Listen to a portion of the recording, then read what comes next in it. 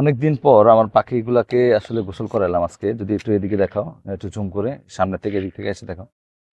পাখিগুলাকে একটু দেখাও। এই যে এটা আমার হচ্ছে হলুদ পাখিটা, ওইটা আরেকটা পাখি, এটা হচ্ছে ফিমেল পাখি, যেটা সাদা, যেটা গোসল করানোর পর দেখেন কি অবস্থা এদেরকে।